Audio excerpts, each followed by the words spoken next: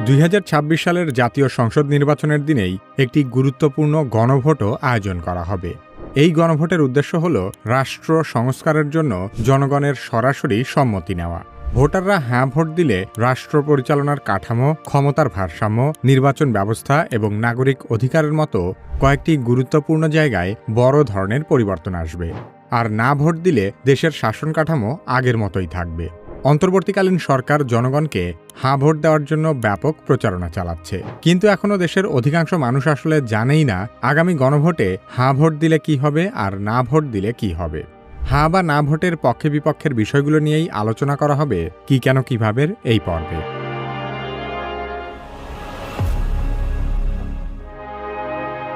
গণভোটের একটি বড় অংশই হল নির্বাচন পরিচালনা এবং রাষ্ট্রীয় সাংবিধানিক প্রতিষ্ঠান সংস্কারের পক্ষে। সে কারণে গণভোটের ব্যালটে হাঁ ভোট দিলে যেসব বিষয়ে পরিবর্তন আসবে সেগুলোর মধ্যে অন্যতম হল তত্ত্বাবধায়ক সরকার, নির্বাচন কমিশন এবং সরকারি কর্মকমিশন গঠনে সরকারি দল ও বিরোধী দল একসাথে কাজ করবে। সরকারি দল নিজেদের ইচ্ছেমতো সংবিধান সংশোধন করতে পারবে না। সেই সাথে সংবিধানের গুরুত্বপূর্ণ পরিবর্তনের ক্ষেত্রে গণভোটের বিধান চালু হবে। আওয়ামী লীগ যেমন সংসদে সংখ্যাগরিষ্ঠতার সুযোগ নিয়ে তত্ত্বাবধায়ক সরকার ব্যবস্থা বাতিল সহ বেশ কিছু জনগুরুত্বপূর্ণ বিষয়ে আইন পাশ করে নিয়েছিল, গণভোটে হাঁ ভোট দিলে আর কোনো সরকার নিজেদের সুবিধামতো আইন বানাতে পারবে না। অন্ততপক্ষে আইন বানানোর আগে জনগণের কাছ থেকে মতামত নিতে হবে। সংসদের ডেপুটি স্পিকার হতে হবে বিরোধী দল থেকে। গুরুত্বপূর্ণ সংসদীয় কমিটিসমূহের সভাপতিও বিরোধী দল থেকেই নির্বাচিত হবেন। সবচেয়ে গুরুত্বপূর্ণ বিষয় হল একটি দল যত মেয়াদেই ক্ষমতায় যাক না কেন, কোনো দলের কোনো ব্যক্তি সর্বোচ্চ 10 বছরের বেশি প্রধানমন্ত্রী থাকতে পারবেন না।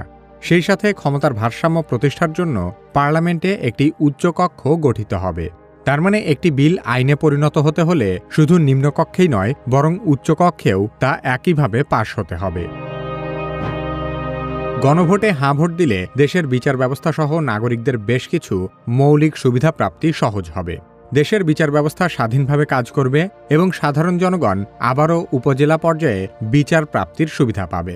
অনগ্রসর গোষ্ঠী হিসেবে সংসদে নারীর প্রতিনিধিত্ব পর্যায়ক্রমে বাড়বে।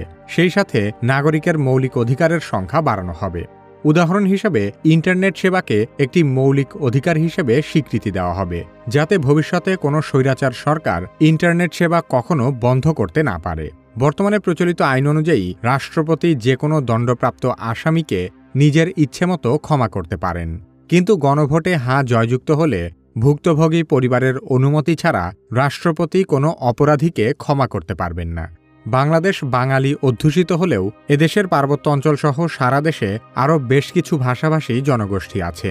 হাঁ ভোটের মাধ্যমে রাষ্ট্রভাষা বাংলার মর্যাদার পাশাপাশি অন্যান্য জাতিগোষ্ঠীর ভাষারও সাংবিধানিক স্বীকৃতি আদায় হবে।